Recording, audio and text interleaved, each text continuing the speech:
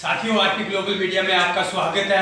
आज हम एक ऐसी शख्सियत से आपको मिलाएंगे कि जिन्होंने डीडीसी का चुनाव भी लड़ा है और ज़िला उधमपुर की बात करें तो उधमपुर में बहुत चर्चा में रहते हैं और बहुत ही एक पढ़े लिखे नौजवान हैं आशु सिंह। आज हम इनसे आपको रूबरू कराते और जानते हैं इनकी तफसील रहती कि चर्चा में ये ज़िला उधमपुर में क्यों रहते हैं। आइए आशु सिंह जी, आपका बहुत बहुत स्वागत है आज ग्लोबल मीडिया में। धन्यवाद।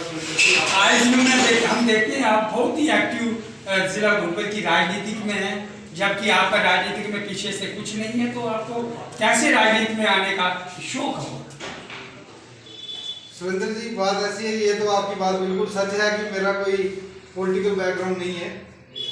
हाँ, राजनीति में मैं आया हूँ लेकिन राजनीति करने नहीं है। मैं इसलिए आया क्योंकि मैंने देखा इस राजनीति में ऐसी ऐसी प्रवृत्ति के लोग जहाँ पे हैं और जिन्होंने आज तक सिर्फ पखंड और छल कपट की राजनीति की है और लोगों को हमेशा बेवकूफ बनाया है। सच्चाई के साथ चलता हुआ मुझे कोई नेता नहीं मिला। और जब मैंने देखा कि इस प्रकार के लोग जब राजनीति में आ सकते हैं, हमने तो फिर भी आज तक ईमानदारी से काम किया है। इनसे ज्यादा मैं पढ़ा लिखा हूँ, इनसे ज्यादा मुझे काम करने का शौक है, जज्बा है मेरे अंदर, तो मैं क्यों नहीं। और आज जैसे आप कह रहे हो कि मैं सुर्खियों में रहता हूँ, सर सुर्खियों में मैं नहीं हूँ। सुर्खियों में तो लोग मुझे लाते हैं क्योंकि मैं हमेशा सच के साथ चलने वाला आदमी हूँ और मैं हमेशा सच्चे लोगों के साथ। आप एक एजुकेटेड हो, इसमें कोई दो राय नहीं, शायद वेल एजुकेटेड हो। आप राजनीतिक में आए तो राजनीतिक बदलाव करने के लिए आए हैं या विधायक एमपी बनने आए हैं? सर मैं आया हूँ इस पुराने करप्ट सिस्टम को चेंज करना मेरा एक मकसद है। बदलाव करना चाहिए। मैं एक परिवर्तन इस उधमपुर में परिवर्तन लाना चाहता हूँ क्योंकि आज सबसे बड़े जो है मुद्दा इस शहर में इस देश का जो सबसे बड़ा मुद्दा है वो है करप्शन। अब करप्शन कहाँ पे है मैं आपको गिनवाऊं। जब एक इंसान को जन्म प्रमाण पत्र लेना होता है, वहां पे वो जो 100-200 रुपया देता है वो करप्शन है। मरने का प्रमाण पत्र, किसी को डेथ सर्टिफिकेट चाहिए, वहां पे करप्शन है। एक पटवारी से टका लेनी होती है ना, वहां पे 10,000 रुपए शहर के गरीब लोग दे रहे हैं उधमपुर के, वो करप्शन है। एक गर्दौरी लगाने के लिए जो पटवारी तहसीलदार पैसे ले रहे हैं वो करप्शन है। इसके साथ ही जो ठेकेदार एक 30% से ज्यादा डिपार्टमेंटों में कमीशन बांटता है वो करप्शन है, क्योंकि उसके बिल तब तक नहीं निकाले जाते जब तक वो पैसा एडवांस में कमीशन वहां पे नहीं देता है, वो करप्शन है। एक अस्पताल के अंदर एक मरीज को 3 महीने बाद या 2 महीने बाद अल्ट्रासाउंड की डेट दी जाती है, वो करप्शन है। प्राइवेट स्कूलों में जो लूट खसूट चल रही है वो करप्शन है। मैं क्या क्या गिनवाऊंगा आपको। और ऐसा नहीं है, सब जानते हैं यहाँ पे ये करप्शन हो रही है। किसी नेता ने आज तक आवाज उठाई, कोई इस बुनियाद पे एमएलए के किसी ने बना है कि मैं रिश्वतखोरी बंद कराऊंगा इस शहर से। तो सुरेंद्र जी, मेरा इकलौता मकसद यही है कि मैं यहाँ पे एक साफ सुथरी नीट एंड क्लीन सिस्टम चाहता हूँ। मैं बदलाव करने की कोशिश कर रहा हूँ, मुझे जनता का सहयोग चाहिए। बहुत अच्छा, आप आज दिन करप्शन के खिलाफ जो मुहिम छेड़ी है और आप लोगों को जागरूक कर रहे हैं और बहुत सारे लोग आपसे जुड़ रहे हैं और आगे लगता है कि आप अपनी मुहिम में कहीं कामयाब हो सकते हैं। अब मैं दूसरा सवाल आपसे करता हूं कि आज महंगाई का दौर है, आज सप्ताह में सरकार जो है उसके प्रति आपके क्या ख्याल हैं, चाहे वो महंगाई का मुद्दा हो, बेरोजगारी का हो या विकास का हो? सर विकास तो आज तक पैदा ही नहीं हुआ है। 2014 से कह रहे थे विकास होगा विकास होगा। हर 9वें महीने में मैं सोचता हूँ कि इस बार शायद 9वां महीना आ गया है साल का, शायद विकास पैदा हो ही जाए, लेकिन अभी तक वो हो नहीं रहा है। अब तो वो पगला गया है, अब तो मुझे लगता है विकास पागल ही हो चुका है। और रही बात महंगाई की, तो पेट्रोल की कीमतें कहाँ जा रही हैं, रेल का किराया बढ़ गया, बसों का किराया बढ़ गया, लेकिन आम जनता के ऊपर जो इसकी मार लगी हुई है, सरकार का इस पर कोई तवज्जो ही नहीं है। सरकार कहती थी हम गरीबी हटाएंगे, लेकिन ये गरीबी नहीं है, अब ये गरीबों को ही खत्म कर देंगे, मुझे तो ये लगता है। क्योंकि एक आम इंसान को खाने के लिए 2 वक्त की रोटी चाहिए, वो भी इज्जत की, वो रोजगार जो है वो देंगे। तो हमारे प्रधानमंत्री ने कहा था साल के 2 करोड़ रोजगार हम देंगे। भाई साहब 8 करोड़ नौकरियां तो पहले ही जा चुकी हैं, तो विकास पता नहीं कौन सा होगा, मैं ये मेरी समझ से परे है।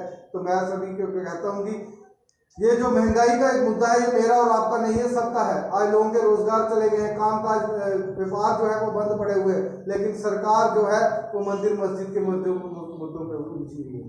मैं आपसे एक और बात जानना चाहता हूँ कि प्राइवेटाइजेशन जो डिपार्टमेंट्स हो रहे हैं, अभी हाल में हम उधमपुर की बात करें तो रेलवे स्टेशन उधमपुर की बात करो वहाँ पे जो टैक्सी स्टैंड है वो भी प्राइवेट हो चुका है।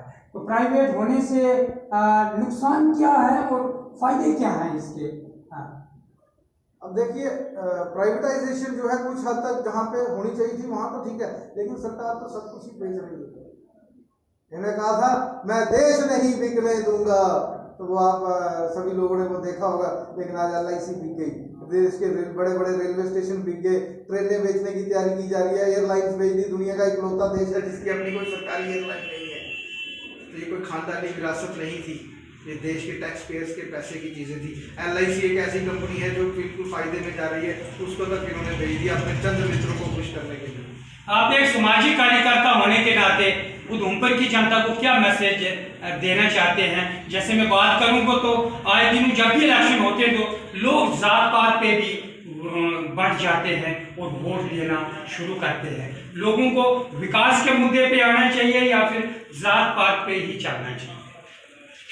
मैं तो ये कहूँगा, ये जो धर्म के नाम पर, जात पात के नाम पर आपका जो बंटवारा करने की ये जो नेता साजिश रचते हैं, तो डिवाइड एंड रूल की पॉलिसी जो अंग्रेजों ने चलाई थी उससे बाहर आइए, क्योंकि ये जो सरकार इस टाइम सत्ता में है, अंग्रेजों से सर्टिफिकेट लेने का इनका पुराना आदत रही है, अंग्रेजों के मुखबर रह चुके हैं ये।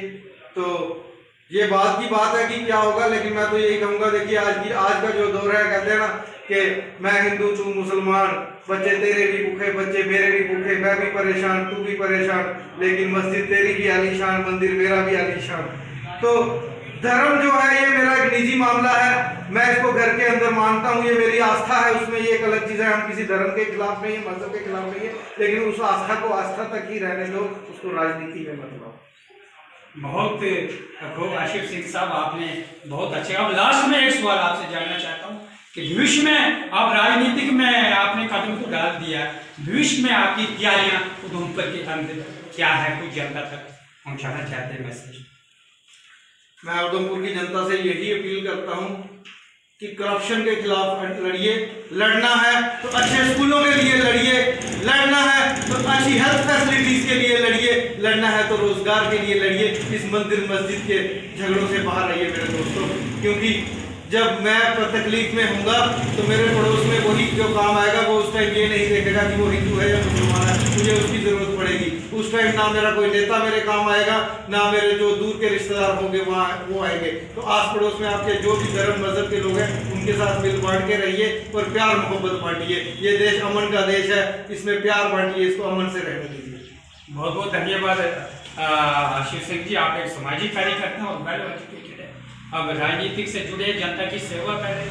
तो हम आपके लिए हम भी दवा करते हैं कि जनता आपके साथ चले और एक अच्छा समाज में आप एक मैसेज दें और अच्छा समाज पैदा करने की कोशिश करें। आप देखते रहिए सूर्य नाथ के साथ भारतीय मीडिया उधमपुर।